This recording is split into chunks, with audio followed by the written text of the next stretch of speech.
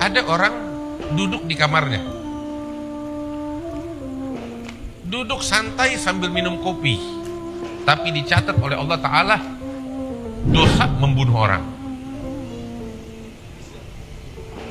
Bagaimana itu? Tahu apa? Dia duduk nonton berita tentang pembunuhan di satu belahan bumi yang lain di sana. Dia ngomong, dia berkomentar, tuh orang emang pantas dibunuh. Syukurin biar mampus. Dengan ucapan dicatat oleh Allah Subhanahu wa taala dosa pembunuhan. Naudzubillah. Gara-gara ucapan. Dalam Al-Qur'an Allah Subhanahu wa taala melaknat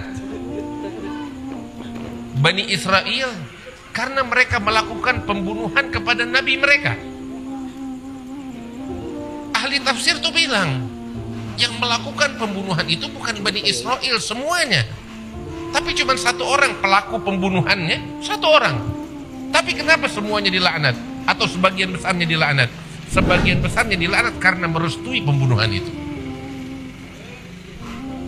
memberikan komentar yang mendukung hal itu. Padahal kalau dia diam, selesai. Biasain mulut kita ini jangan berucap kecuali yang baik, yang urusannya kita. Jangan kita sibuk sama komentar orang. Urusan orang, tindak tanduknya orang kita komentarin semuanya, nggak perlu. Fokus sama diri kita. Kita tuh bakal ditanya sama Allah Ta'ala tentang urusan kita, dosa kita, tanggung jawab kita. Orang mau korupsi, orang mau naik, mau turun, itu bukan urusan kita, dan kita nggak bakal ditanya sama Allah. Jangankan mereka, iblis, seumur hidup kita kagak pernah melaknat iblis. Kita nggak bakal masuk neraka gara-gara kita nggak melaknat iblis. Kita nggak bakal masuk neraka ketika kita nggak melaknat iblis atau melaknat sama namanya Firaun. Enggak. Tapi kalau udah sesuatu terucap dari lisan kita, siap untuk pengadilan Allah. Bapak-bapak, ibu-ibu yang dimuliakan Allah, tahu nggak? Di antara bentuk namimah, Nabi bilang la yadkhulul jannatal qattat, nggak bakal masuk surga al-qattat. Apa itu qattat? An-namam, tukang namimah, mindahin omongan dari satu ke yang lain untuk mengadu domba. Bentuknya banyak, seringkali banyak di antara kita tuh nggak menyadarinya. Padahal itu salah satu dosa besar yang dia lakukan. Contoh apa? Kita terima pesan di WhatsApp kita tentang kejelekan orang lain, kita sebar ke orang lain. Kita sebar. Kita menyebarkan ghibah dan kita juga menyebarkan namimah. Tahu gak dosanya ghibah tuh? Dosanya ghibah lebih berat di mata Allah daripada perzinaan. Bahkan lebih berat daripada 30 perzinaan. Bahkan lebih berat di mata Allah Ta'ala daripada seorang laki-laki berzina dengan ibunya sendiri. Itu kalau kita ngomongin orang dengan keburukan. Jadi jangan biasain kita tuh komentarin orang, ngomongin hal-hal yang nggak baik, jangan. Salah satunya apa tahu? Masuk ke ranah privasi orang lain terus kita sebarin kemana-mana. Ini kebiasaan buruk. Contoh. Langsung jen bawa mana KB ayamnya. Lo dengar kabar nggak?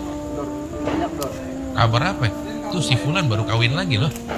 Ini mohon maaf saya ngomong begini nih, karena ini sering terjadi dan kita anggap itu biasa, mungkin sebagai ucapan bercanda. Tapi kamu tahu gak, gara-gara ucapan itu tuh dia sama bini-bininya bercerai, dan kemudian masa depan anak keturunannya hancur berantakan gara-gara tuh ucapan yang kita anggap bercanda. Makanya Nabi Muhammad SAW tuh bilang,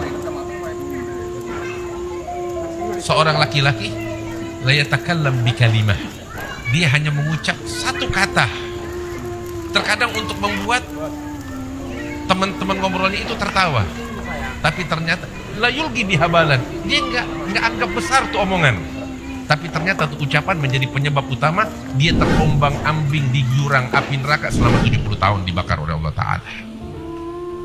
Itu sebagai contoh. Masuk dalam privasi urusan orang, privasinya orang lain. Dia lagi bercerai loh sama bininya, ngomong begitu. Itu nggak boleh. Kita fokus sama dirinya kita. Ini kata-kata semacam gini, jaga. Jangan sampai terucap dari lisan kita. Bapak-bapak, ibu-ibu yang dimuliakan Allah Subhanahu wa taala. Karena itu dari majelis yang mulia ini, mulai saat ini kita biasakan berpikir sebelum berucap, berpikir sebelum menulis, berpikir sebelum menyebar. Tahu kenapa? Sebab kita satu saat akan berdiri di pengadilan Allah untuk diminta pertanggungjawaban oleh Allah atas setiap apa yang kita utarakan. Kita butuh orang yang membimbing kita, yang menegur kita, yang menyalahkan kita kalau kita salah, bukan yang muji-muji kita, bukan yang ngagung-ngagungkan kita, bukan yang kalau perlu nyembah kepada kita, cium tangan kita. Lah, kita perlu murabbi yang mengingatkan kita untuk kita sadar, untuk kita tobat, untuk kita menjadi orang yang benar. Dan mudah-mudahan ya Rabb, insya Allah ma'had ini akan selalu langgeng.